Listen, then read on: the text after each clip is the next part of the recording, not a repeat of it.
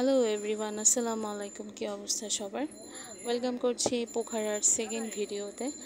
কাঠমান্ডুতে আমাদের ডেগুলো অনেক ভালো ছিল। কাঠমান্ডুতে আমরা প্রায় অলমোস্ট 3 থেকে 4টা আমরা টেম্পল পরিদর্শন করি, দেন ভিজিট করা হয়।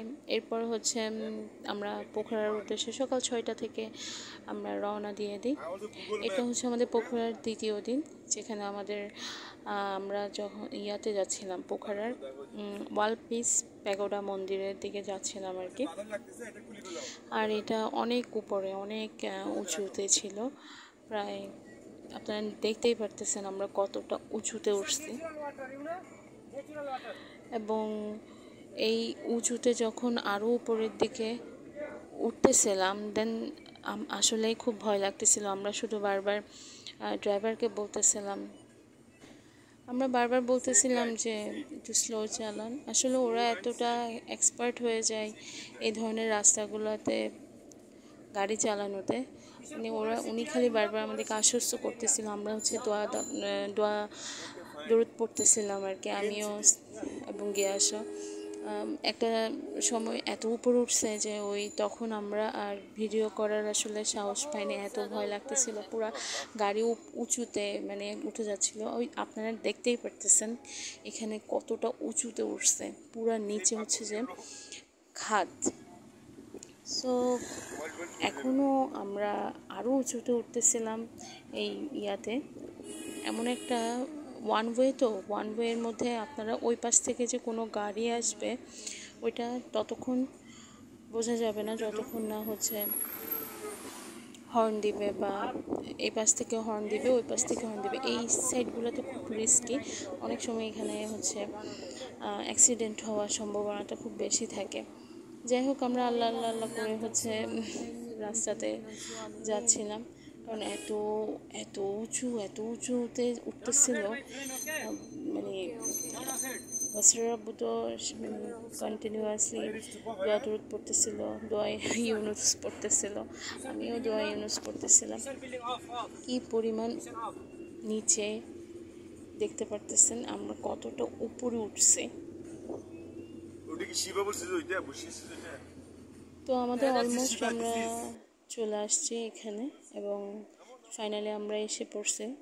আর এটা ওয়াল পিস প্যাগোডা মন্দিরের নিচের দিকে আর কি, উপরে উঠতে হবে। যদিও আমি ভিডিও নিতে পারিনি, কারণ আমি বাচ্চাদেরকে নিয়ে বেশিক্ষণ উপরে উঠতে আর পারি নাই। ওই যে দেখা যাচ্ছে মানুষ আরও কত উপরে উঠতেছে। ওই দিকটাই শিবা মন্দির আর কি, শিবা মন্দিরটার রাস্তা ওই দিকটা। আর এই দিকটা ওয়াল পিস প্যাগোডা মন্দিরের আর কি রাস্তা। সো এখানে সিঁড়ি অনেকগুলা। আর বাচ্চাদেরকে নিয়ে আসলে আমি আর বেশি দূর উঠিনি, বাবুদের আব্বু গেছিল আর কি। আর এদিক থেকে আমি একটু ভিউ নিচ্ছিলাম। এখানে পাশে আসছিল, ওই লাঠি ছিল, কারণ একটু অনেক উঁচু, তো হাঁটতে গেলে লাঠির ভর দিয়ে হাঁটলে হয়তো একটু রিল্যাক্স পাওয়া যায়। সো আমার বাচ্চারাও হয়রান হয়ে গেছে। এই অল্প রাস্তা হাঁটতে আমরা হয়রান হয়ে গেছিলাম। আর এখানে সবচেয়ে বড় আকর্ষণীয় যেটা সেটা এখানে একদম কফির গাছ পাওয়া যায়। একদম ওদের কফিগুলো ওরা গাছের থেকে নিয়ে ওরা সেল করে। আর এদিকটা দেখতেই পারতেছেন, এটা শিবা মন্দির। কত ফুট উঁচুতে আমি আসলে ভুলে গেছি, অনেক উঁচুতে এই শিবা মন্দিরটা দেখতেই পাচ্ছেন আপনারা। আমি অনেক দূর থেকে এটাকে আসলে জুম করে ভিডিওটা নেই, আর আমি আপনাদেরকে দেখাই আমরা কতটা উঁচুতে উঠছিলাম।